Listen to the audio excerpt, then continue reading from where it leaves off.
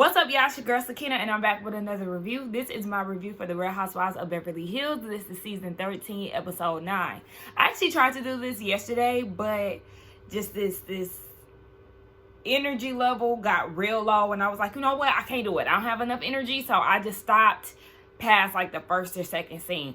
But we here today. We have new energy, and yeah, I gotta get this stuff out before the holiday stuff starts to really come in. Happy holidays to everybody if I don't see y'all, you know, before Christmas, Kwanzaa, and all of that starts to come about. But yeah, let's go ahead and get into this review, right? So it opens up with all the ladies doing their own thing. The only thing that really stood out to me was Erica preparing for her Vegas residency. Now, I did watch one of my fellow YouTubers' reviews. I forgot who it was, sorry. But they did mention that Sister Girl's tickets was on sale for like $7. I don't know how true that is, but that's just what I heard. I don't know. I also seen a clip on Instagram, or it might have been Twitter. I think it was Instagram, though, with Erica performing. Now, I have a tendency, and I don't know why, but I do have a tendency to watch things on mute. So I won't hear, but I can really just see what they're doing. I mean, sis was stiff in her movements. I do feel like she could have gave us a little bit more. And then I went to the comments, and I seen that people were saying they're paying to see her do covers. So I'm guessing she wasn't singing her own songs. She was doing someone else's songs. I don't know, but Erica, she got to, you know, live her dream of doing a residency. Maybe I could find the video again and really make the assessment for myself as far as, you know, her singing abilities. But anyway, we see Sutton is finally going on a date. She feels like it's promising. You know, she has high hopes for it. The guy is from New York, and he just goes into how he doesn't like being on the East Coast because of the humidity, and he sweats like a madman. And then with his career, he works from home because he wants to be closer to his 88-year-old mother who lives in New York. He likes to spend a lot of time with her because he isn't really around. And just all these stories about his mom just start coming in. And I was like, yeah, okay, if you're family oriented, you're close with your mom, okay, one story, I understand. But to give us multiple stories about your mother, honey, am I dating her or you? Am I trying to get to know her or you? It was a red flag for Sutton. And it's like, yeah, this could be a problem. You know, it's giving very much so mama's boy, and we ain't feeling it. So it's safe to say that he is not getting a second date. But Sutton, I'm going to have to get on you too, because I feel like the energy was a little low, and it could just be her being nervous. I don't know, but I feel like when we seen her go on a date with the other guy, I don't know if that was last season or the season before last, but the one where she wore her kitten sweater, I feel like she gave him more energy than she gave this guy. I don't know if she kind of went into it already not feeling him or what, but the energy was definitely low. And I could tell that it definitely decreased even more when he kept talking about his mama. But I noticed when they left, he complimented her on her shoes. And I said, Sutton, we're going to have to get you a stylist. You have all that money over there, okay? Add a stylist to your payroll, because who allowed this? Why are you wearing sneakers on your first date, looking super casual? Now, it'd be different if y'all had like a casual setting, but the place that y'all went to dinner at, it gave a little bit more. It gave, you know, heels. Why didn't you put on your kitten heels? Okay, since you like cats so much, girl, put on your kitten heels. So then we go over to Kyle's house, where you see Annalise, Dorit, and Kyle. They're all eating charcuterie, having a moment and stuff. You know, Annalise reminds me of my little cousin, Robin. My cousin is like in her mid-20s. Annalise looks like what Robin would look like, you know, in her 40s. They look very similar. Every time I see her, I'm like, dang, she look like my cousin. But, yeah, anywho, outside of that, Kyle is telling Annalise that she almost spit her water out because Annalise was asking Sutton all these questions about her esophagus. Now, you already know a lot of people are feeling like Anna Marie was brought in to be Kyle's little puppet. So, I mean, if that's the road you want to go down, instead of just building your own relationships with these women, then have at it. But you know, that typically doesn't go well because, girl, at the end of the day, we are kind of looking at you with a side eye because, one, when we got introduced to you at Kyle's weed party, Kyle was feeding you information to go against it, and then here you are again asking her questions about her esophagus, and then saying in your confessional that, you know, these inconsistencies with Sutton is basically alarming to you. But I'm like, you don't know her, and these inconsistencies that you're listing aren't even a big deal, because Dorit was saying a lot of stuff that Sutton says doesn't make sense to her. She has to chew her food up, kind of like baby food. You know, she's the vegetarian that eats bacon. None of these things are a big deal. They're not. Now, if she was committing fraud or something along those lines, yeah, that'll give you, you know, reason for pause. But these little issues that Sutton got going on, child, please. It's very clear that y'all just don't see it for Sutton, but in our reality, really just don't see it for y'all. So Dorit wants to know what the girls got going on, and Kyle tells them that she is producing an hour-long series. This is news to both of the ladies. Dorit is looking at her like, girl, hello, I'm your friend. You haven't said anything to me about this. What else do I not know about you? Did you go and get another tattoo? Yes, actually she did. And, you know, she showed Mauricio and all of that. She actually went with Morgan, who she tatted a K on her body. And she said, because she figured she'll just put a K on there and she can, you know, create a word with that. Girl, please, save it. So Dorit is looking like, girl, huh? This is one of your new friends that you've only known for a year. So you've known me for so long. You ain't tatting no D on your body. So what's going on here? You and Kyle do not have the same type of relationship that her and Morgan have, okay? You put two and two together, Dorit. Garcelle. I'm just going to say it again. We want you to win. We do. We love you. We love you. We love you. We do. Hire a stylist or get rid of the one that you have. Because somebody in my comments said that they feel like it's not even a stylist that's dressing Garcelle. She's actually dressing herself. And, you know, she thinks that what she has on is okay. But I can see that. That's why I thought it was funny when I read the comment, because I was like, you know, I can see that. But either way, get some help, okay? Get you some good help, because I just wasn't feeling the outfit. So she's meeting up with Erica Jane. They're catching up. Erica's telling her about her residency and how she's nervous because this all falls on her, you know, whether or not she can pull it off. So then Garcelle was like, well, this whole Denise situation, you know, Denise is going to be at Crystal's Taco Tuesday party. What's going on with that? Erica's like, you know, I've been through a lot these last couple years, so she didn't want to go down the road with Denise as far as the whole, you know what you did to me, you watch the show and all of that.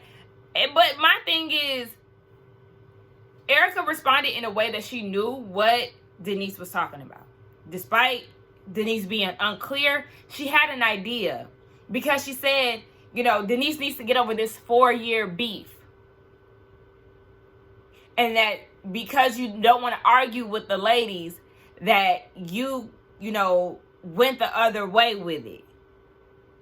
But you do know why she was upset. So it sounds like you were gaslighting her.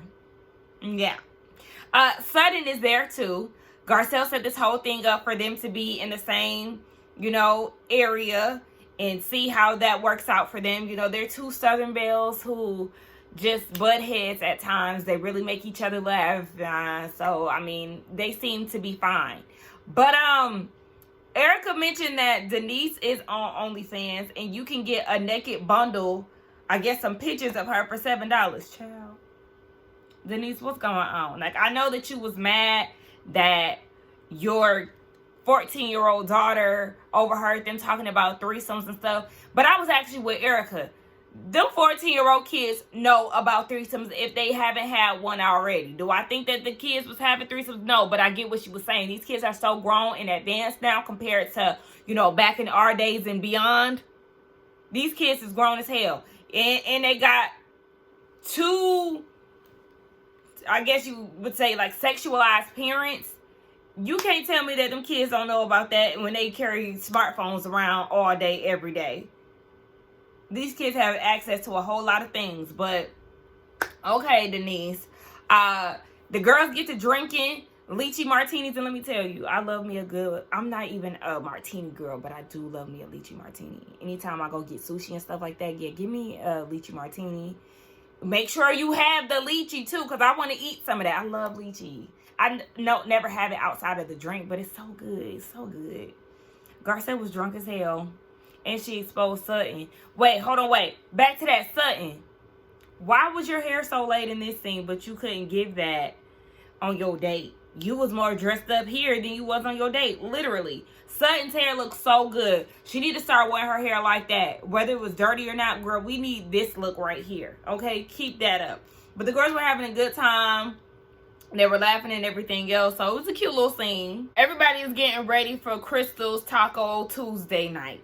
Everybody is anticipating this moment between Denise and Erica. I don't really understand why, because they've seen it play out already at the weed party. I don't know. I just felt like y'all really waiting for something else to happen. I felt like they talked enough at the weed party. There's nothing else that needs to be said. But Garcelle then took it upon herself to inform both of the women what they said about each other so they can hash it out and, you know, just see what comes out of it. But we see Sutton getting ready, child, and she then got on OnlyFans to do her own research on Denise Richards and these pictures that you get for $7. So it looks like they got a picture of her butt or something like that. I don't know. Whatever it was, Sutton gasped and she looked away. I thought it was real shady when her makeup artist or, you know, whoever that was on her glam squad talking about, for the price of a cup of coffee, you can see all of Denise. I said, child, listen. Yeah. Anyway, we see Dorit and Kyle, they're on their way there, and Dorit is feeling the distance. She's like, I mean, I don't know if I need to tat a D on your body for you to really see me, but girl, what's going on? Now, Kyle said in her confessional that she definitely has been a little distant with Dorit. And her reasoning just turned me all the way off. She has an issue with Dorit trying to basically mediate the conversation between Kyle and Kathy at the reunion last year. She said behind the scenes, Dorit had been supportive, but when they all went to the reunion, she basically switched sides. Listen here. You need to get over this, because at this point, everybody is to blame on this cast for not picking a side between you and your sister. You sound ridiculous. And now how are you treating Dorit now that you're good with your sister again? Like, you sound foolish. And instead of just being upfront with her, you're purposely icing her out. You're creating distance between the two of y'all.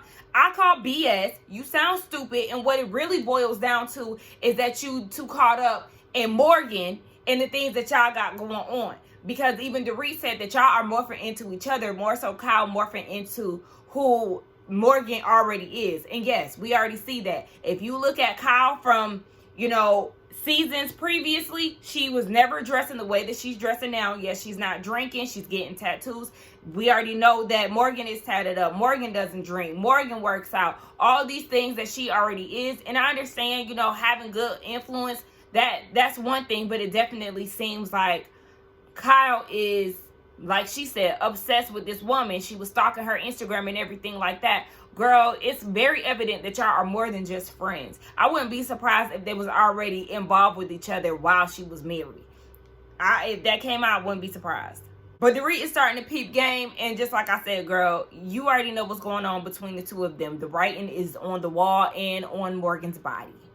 So Kyle and Dorit, they arrived to Crystal's house. You know, Crystal got all the taco fixings that you can imagine. Duck, steak, chicken, pork. I said, okay, girl. She said, listen, the Chinese culture, you have to have a big amount of food to where you have hella leftovers left. Otherwise, your guest went hungry. So, you know, overcook and bring some to-go boxes. Okay. So her friend is there. Her friend is Nia. Nia is black. You know, sis got braids and all of that. And so as the guests are trickling in, Dorit is saying in her confessional that she's always surprised by the amount of friends that Crystal has. Now, granted, Crystal did say earlier on in her seasons that she lost 14 friends, or that was the rumor or whatever.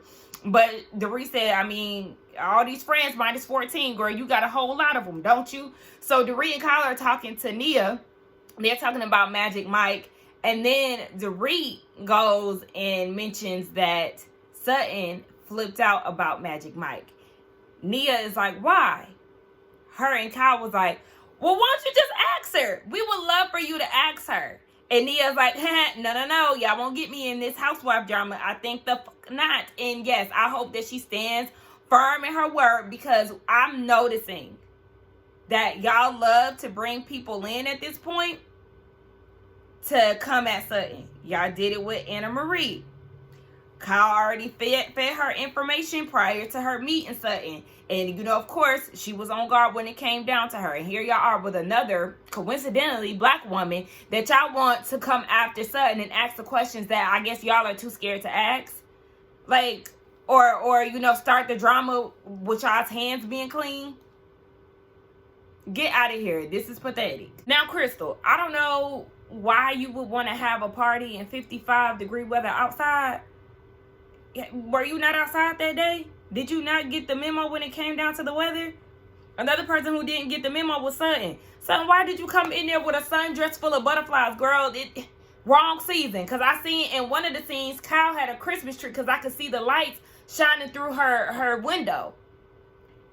Girl, this is not spring. This is not summer. No, ma'am. Crystal, bring the ladies back inside. And that's exactly what she did. So then you see Dorit, Erica, and Sutton. They're having a conversation.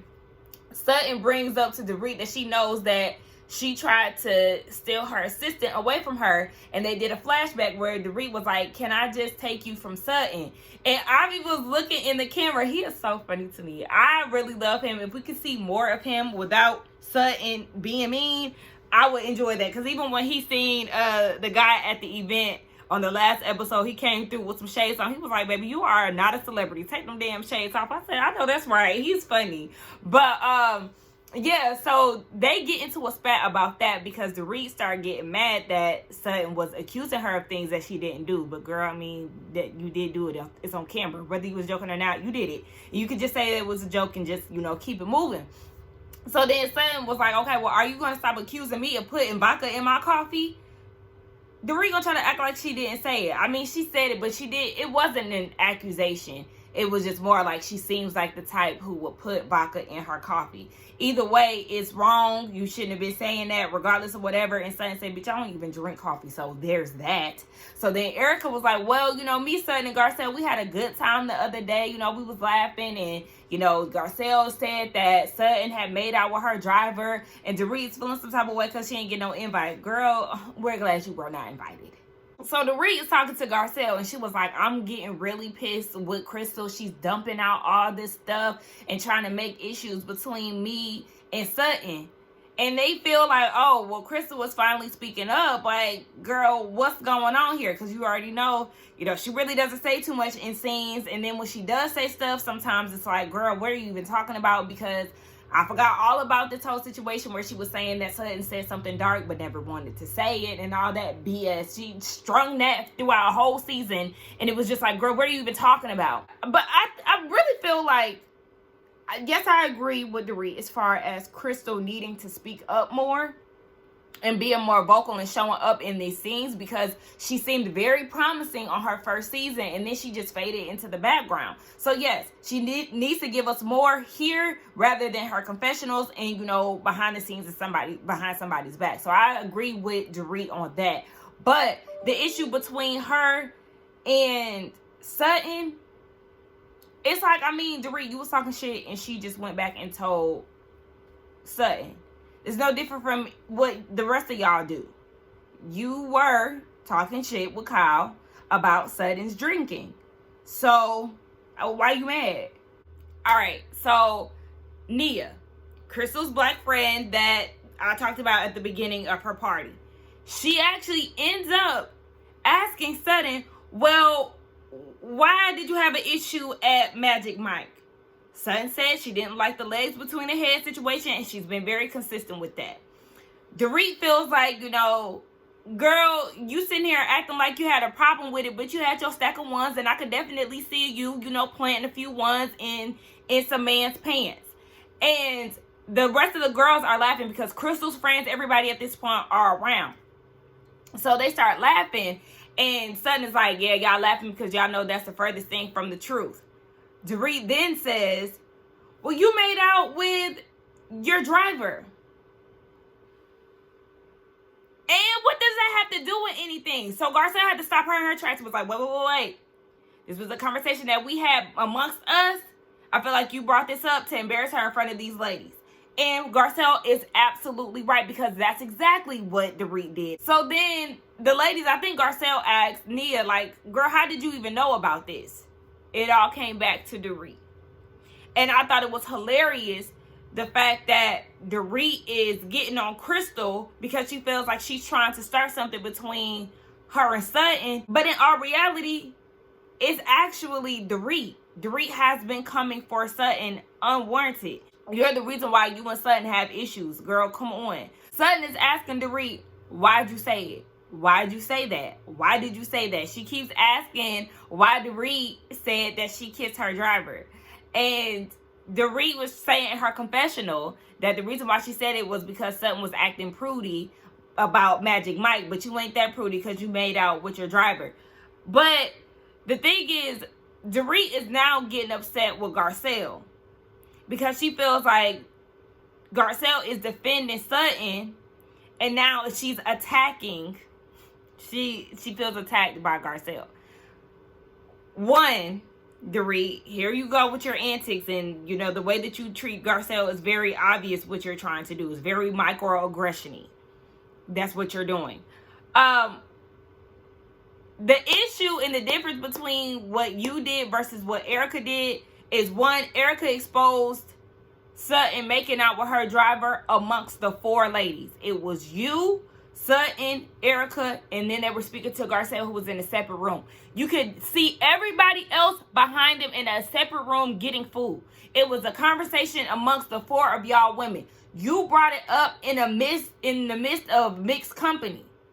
Sutton does not know these ladies. So, yeah, it seems like you were very calculated in doing so. So, yeah, Garcelle being a good friend, she stuck up for her friend. She caught you on your bullshit. But you didn't like that. So, instead of just standing in what you did, you then ran and tried to go for the white woman victim role. And Garcelle pointed it out, because Garcelle made it very clear. Listen here. I told you straight up how I felt about your intentions and what you did. Yes. There was no mixing what Garcelle did. She said very clear the reason why she feels like you said what you said. For the record, I didn't attack you. I don't mean attack. What's a good word? I don't know what's a better word with, but I feel like for you and your privilege, I can't. Say it. Say it. Everybody uncomfortable now. It means you're white and shit, and the words are different. They have different connotations. They have different meanings. Thank you, Erica. Okay. The word of attack has a different meaning when it comes from a white woman to a black woman. It just does. I don't think Dorit meant to hurt Garcelle, but it does hurt Garcelle. See, I feel like the opposite. Because it seems like every time Garcelle says something to Dorit, she has a microaggression to match that. And it's like, girl, you're not slick in what you do. At this point, it's getting very old. You're not self-aware enough. This is not your first time doing this. We've seen it in different seasons.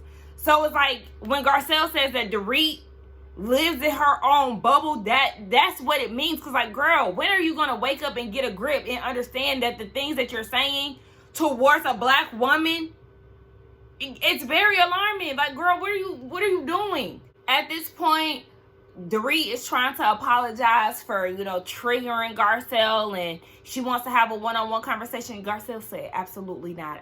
When I tell you, I am here for Garcelle and this energy that she's giving Dorit. Baby, your time is up. You've said enough. You've displayed enough. No, ma'am. No. Educate yourself, because that's not my job. And you should have educated yourself throughout the many times that you've tried it with Garcelle.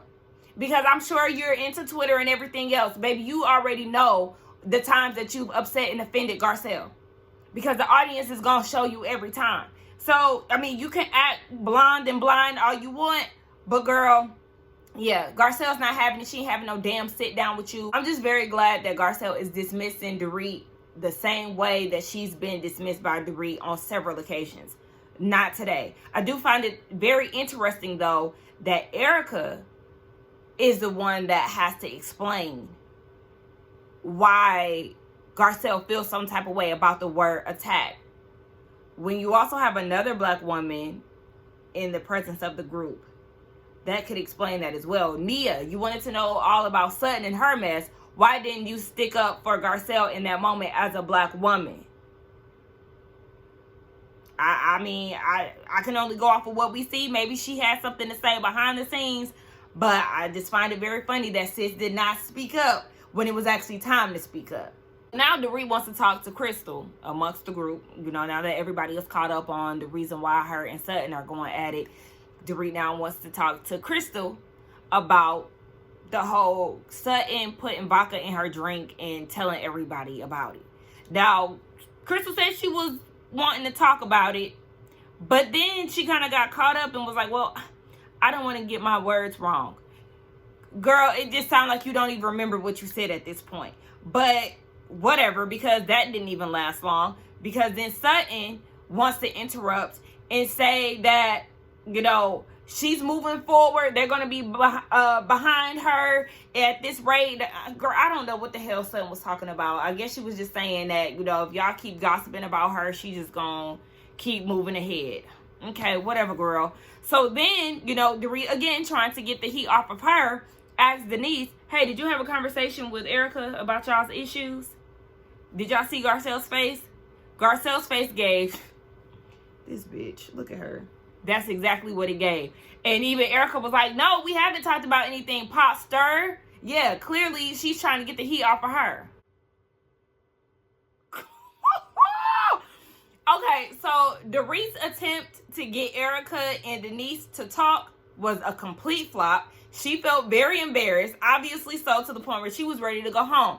So when she left, then that's when the party started between Erica and Denise. Because Denise was like, well, Erica, yes, I did want to have this conversation with you. Erica was not having it. No, I don't want to have this conversation with you because you showed up to the weed party. You was calling me all kind of bitches and stuff. I apologize. And then I heard you call me a bot. See you next Tuesday. I don't even know what that was, but, you know, according to Kyle, that's what she said. But we do know for sure that after Erica apologized and, you know, Denise seemingly accepted it, she left the table and she got to talking cash money about Erica. So, yeah, it got back to her, and now Erica ain't trying to fool with her. So, at this point, they say they don't want to talk about it, but they're actually talking about it. And Denise was saying that she was upset for Erica insinuating that her 14-year-old kid knew about threesomes.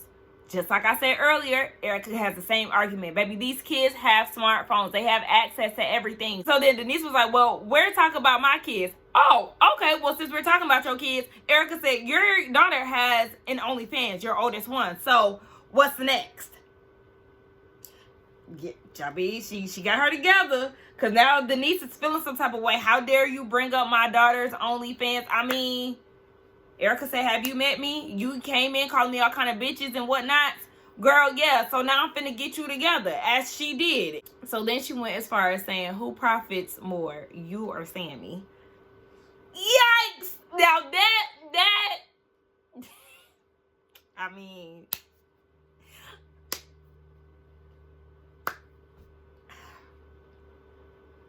damn. Erica got you together, girl. That's all I can say. I mean, Denise, you was coming in there, you know, drunk, slurring your words, acting like you had everything prepared and ready for Erica, and it was a flop. She came for you, and she ate you up. So, listen. That's why you should have just kept that issue that you had with Erica where it was. Now, if you had a case that actually amounted up to something, then okay. But the fact that you landed on this threesome thing and stayed there versus, you know, them treating you mean and the whole Brandy thing, that would have been more of a case. You wanted to run with this kid thing and she had enough, you know, ammo to light you up. So, Denise, you lost. I'm sorry, girl. But that was the end of the Real Housewives of Beverly Hills. Let's get down in the comments and talk. This episode was good, okay? This last thing right here, Shout out to Garcelle for standing firm in her word. Okay. We love to see it. Shout out to Erica for, you know, the clapbacks. All right. Don't forget to like, comment, and subscribe to my channel. And I will see y'all in the next one. Bye.